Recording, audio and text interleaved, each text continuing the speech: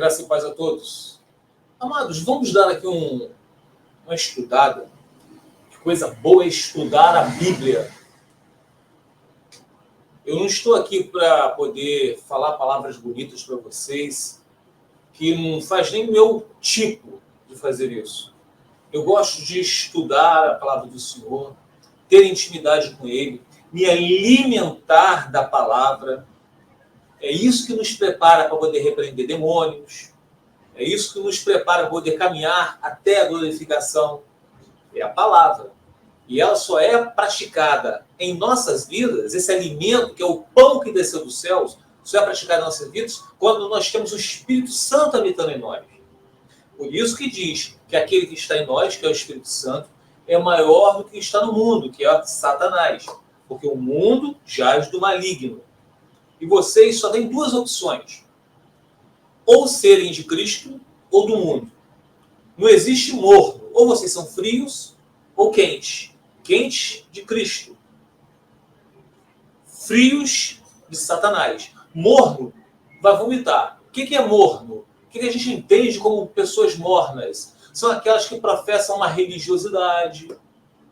De repente, no púlpito, prega muito bem, fala muito bem, é eloquente, se veste modestamente, é humilde. Por fora, sepulcro caiado, mas por dentro, podridão.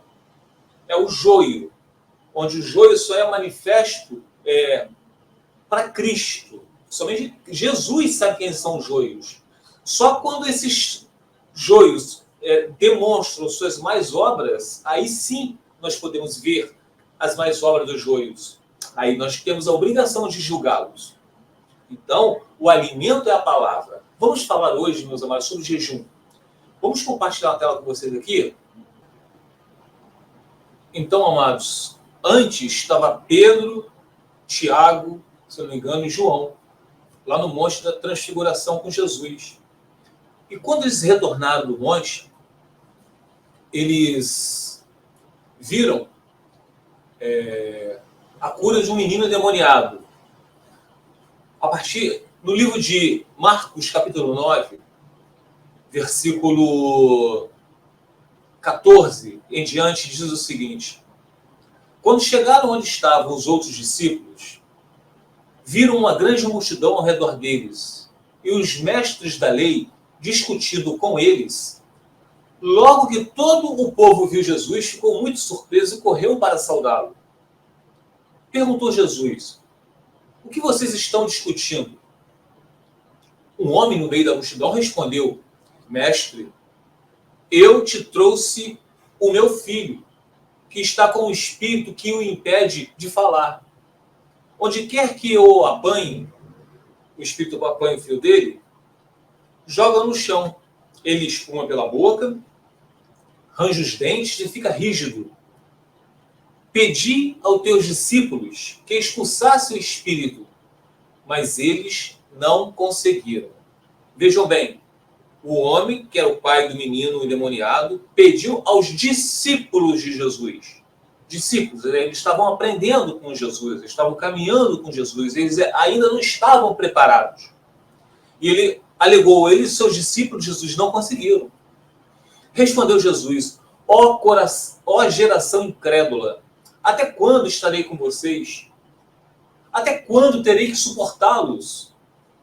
Tragam-me o menino. Suportá-los, meus amados, não é, a gente às vezes entende a palavra suportá-los como Jesus não estava aguentando mais esses discípulos, não era isso. Estar com eles, porque os seus discípulos, eles ainda não praticavam aquilo que Jesus estava ensinando a eles. Eles eram discípulos, por isso que Jesus, até quando terei que suportá-los, ensiná-los. E diz assim: traga o menino. Então, eles o trouxeram. Preste atenção agora. Quando o Espírito viu Jesus, vejam bem, o Espírito viu Jesus. Está falando do Espírito. Imediatamente causou uma convulsão no menino. Houve uma reação no menino. Este menino caiu no chão e começou a rolar, espumando pela boca. Jesus perguntou ao pai do menino: há quanto tempo ele está assim? Desde a infância, respondeu o pai do menino. Muitas vezes, esse espírito o tem lançado no fogo e na água para matá-lo. Mas, se podes fazer alguma coisa, tem compaixão de nós e ajuda-nos. O pai do menino perguntou se Jesus pode fazer alguma coisa. Jesus indagou: se podes, disse Jesus, tudo é possível àquele que crê. Imediatamente o pai do menino exclamou: creio, ajuda-me a vencer a minha incredulidade. Amados, ajuda-me a vencer a minha incredulidade. É o que Jesus quer da gente. Reconhecimento que nós não podemos nada sem Ele.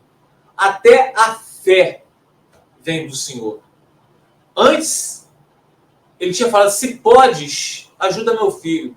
Jesus falou: se podes, tudo é possível àquele que crê. Jesus falou: eu posso, mas se você crê. E quem é que faz a pessoa crer? Ele concluiu: ajuda-me a vencer a minha incredulidade. É Jesus que vai dar a fé àquele homem, àquele pai do menino, para ele crer. É Deus que coloca na gente o querer e o realizar, efetuar, em outras versões, de acordo com a boa vontade do homem? Não. De acordo com a boa vontade de Deus. Tem uma passagem, se eu não me engano, no livro de Timóteo, que fala assim, ao servo do Senhor não convém brigar, mas que pregue com mansidão. Não vai ser por força, não vai ser por insistência que a gente vai fazer uma pessoa crer. Ao servo do Senhor não convém brigar, mas pregar com mansidão. Na esperança, a gente vai orar, a oração é um ato de esperança, que nós estamos falando com Ele, com o Senhor, e na esperança de que Ele vá atender as nossas orações. Na esperança de que Deus conceda ao arrependimento à pessoa pela qual nós estamos orando. Deus conceda a ele o arrependimento, porventura vai vir a fé. Vocês estão entendendo, meus amados?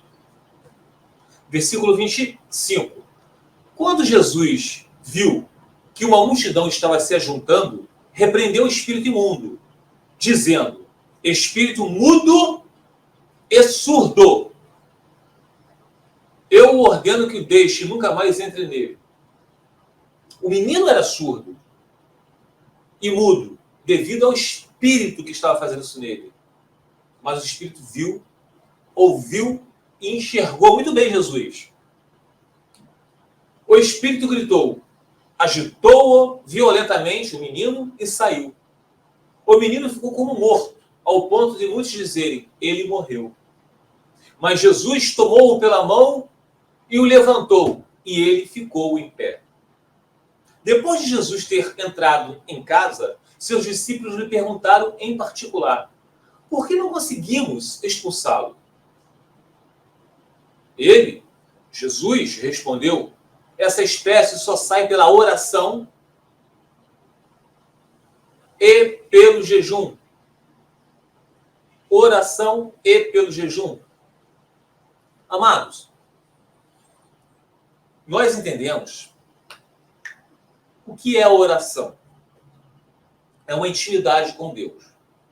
Quando nós chegamos ao Senhor orando de acordo com a vontade dele, nós que falamos sobre o casamento, sobre a família, nós, meus amados, nós nunca vamos orar para pedir que Deus nos abençoe com outro cônjuge.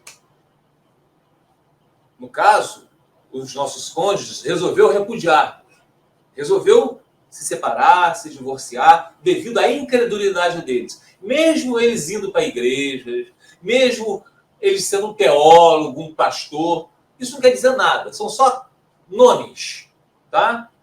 Mas se ele agiu contra a doutrina do Senhor, ele é um descrente. Independente do título que ele tem aqui no mundo. Que o mundo jaz do maligno.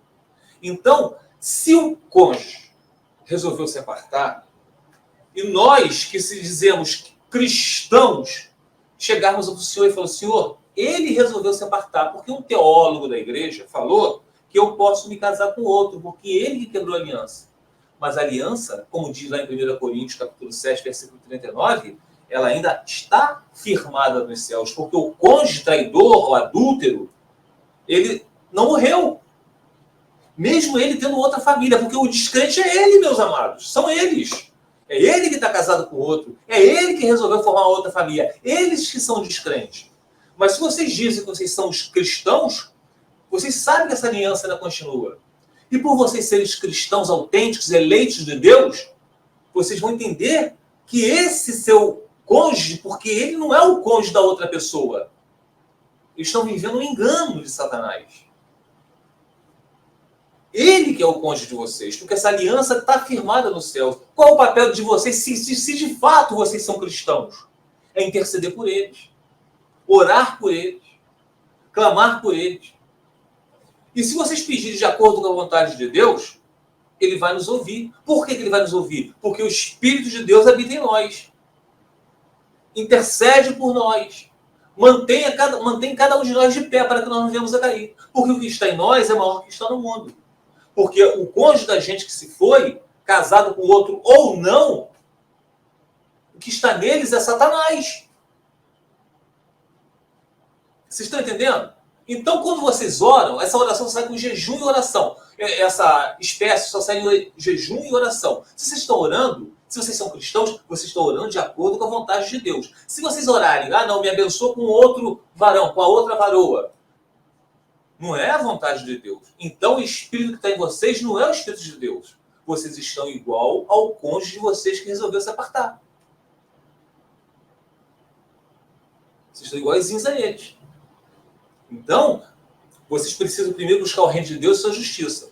Então, essa espécie sai por oração e pelo jejum. E o que é o jejum? Aqui tem uma parte que diz, aqui, meus amados, que alguns manuscritos não trazem pelo jejum. Então, o que é o jejum? Jejum é quando... O que nós entendemos aqui? Eu acho que quase 90% da igreja entende que jejum é abstinência de comida. Bom, nós sabemos lá no livro de Isaías, fala que o verdadeiro jejum é cuidar dos órfãos e da viúva, ajudar o próximo. O verdadeiro jejum é estarmos em comunhão com o Senhor. O que adianta ter abstinência de alimento, ofertar, dizimar, subir montes, ir a igrejas todas as finais de semana, se vocês realmente não fazem a vontade de Deus? Esse jejum que vocês fazem é só abstinência de comida. Então, muitos creem que jejum é abstinência de comida. No Antigo Testamento, era realmente abstinência de comida. Existem vários jejuns lá. Hoje em dia, na atual dispensação, que é a Era da Graça, qual é esse jejum? O jejum é nos alimentarmos do pão que desceu do céu, do verbo que se tornou carne. Quem é o verbo que se tornou carne? Jesus Cristo. É o verbo que é a palavra que se tornou carne. Se tornou como nós. Ossos, sangue, carne. Entende? Espírito. Jesus se fez como um de nós. Se despiu de toda a sua glória, sua majestade. Para sofrer por nós. Sem ter pecado. Então, aqui, deixa eu ver se consigo adicionar para vocês aqui. Tem outra parte aqui que diz assim, Deixa eu ver aqui, compartilhar a tela. Para a tela. Deixa eu vir. Presente, compartilhar a tela. Deixa eu colocar aqui. Salmos. Vamos ver aqui os Salmos. O que tu fala os Salmos? Olha o que o Salmos diz, Salmos 119, versículo 105. A tua palavra, o verbo, é lâmpada para guiar os meus passos. É luz que ilumina o meu caminho. E tem mais, meus amados. Vamos voltar lá, vamos compartilhar mais. Para a tela, vamos mais um aqui, compartilhar a tela. Vamos para Jeremias 15, 16. Vamos lá. Jeremias 15, 16, que diz o seguinte: quando descobri tuas palavras, devorei-as. São minha alegria e dão prazer ao meu coração, pois pertenço a ti, ó Senhor, Deus dos exércitos. E mais, quando fala da palavra, vamos de novo lá compartilhar a tela.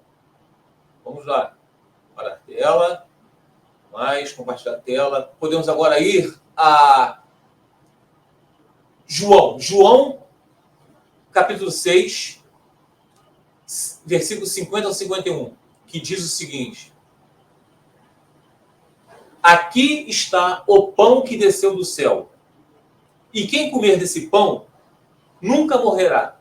Olha o alimento que nós temos que comer. Ó. Eu sou o pão vivo que desceu do céu. Se alguém comer deste pão, viverá para sempre. E o pão que eu darei para que o mundo tenha vida é a minha carne. Então, aqui eu separei alguns capítulos, alguns versículos de alguns capítulos, para mostrar para vocês o que é o jejum, o que é o se alimentar. Tá? Nós temos que nos abster da comida do mundo, das coisas do mundo, e nos alimentarmos somente das coisas de Deus. E para poder finalizar essa parte aqui, vamos aqui, ó, para a tela, vamos de novo aqui, compartilhar outra tela, outra parte. Vamos então agora para João, capítulo 7. João, capítulo 7, é isso mesmo? João, capítulo 6, versículo 27 ao 39. Prestem atenção, meus amados.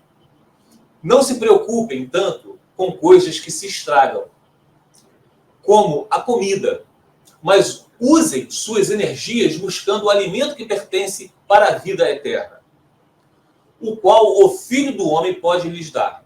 Pois Deus, o Pai, colocou em mim seu selo de aprovação. Nós também queremos realizar as obras de Deus, disseram eles. O que devemos fazer? Jesus lhe disse: esta é a única obra que Deus quer de vocês. Creiam naquele que ele enviou.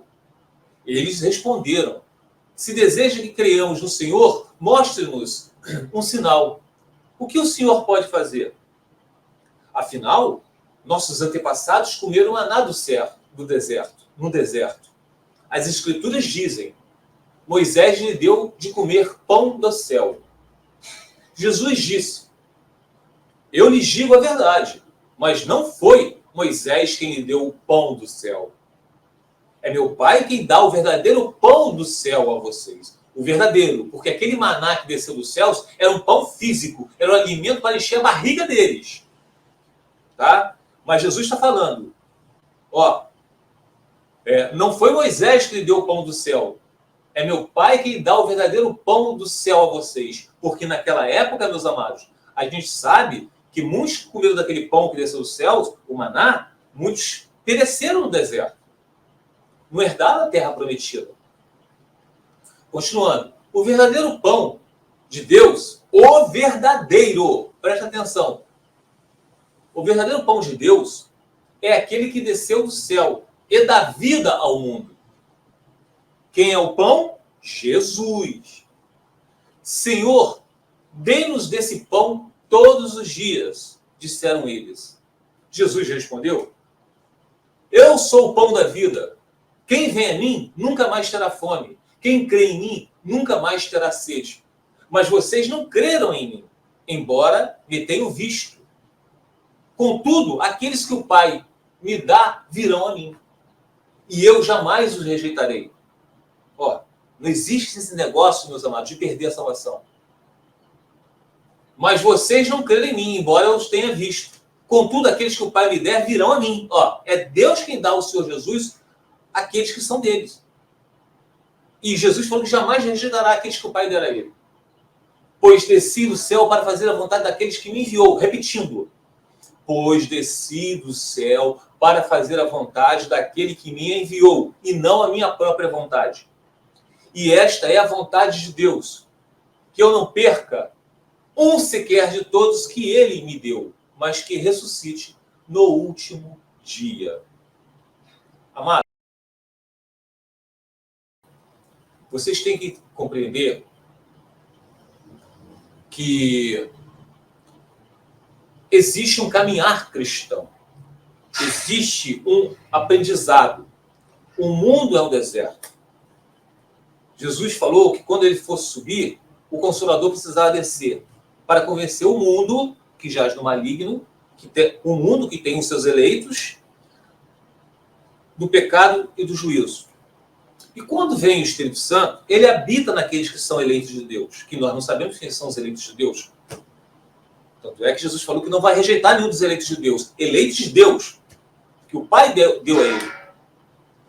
Então, vocês têm que entender que é um caminhar. Os apóstolos estavam ali aprendendo com Jesus. Por isso que não conseguiu repreender aqueles demônios. Que Jesus falou que eles iam fazer coisas maiores que Jesus. Que eles iam estar preparados. Tanto é que no finalzinho de tudo, o que Jesus fala para Pedro? Pedro, tu me amas? 3 vezes. Pedro, tu me amas? Pedro, tu me amas? Apacenta minhas ovelhas. Pois com essa pedra firmarei a minha igreja. A pedra que é a rocha, que é Jesus. Fica os irmãos na paz do Senhor Jesus.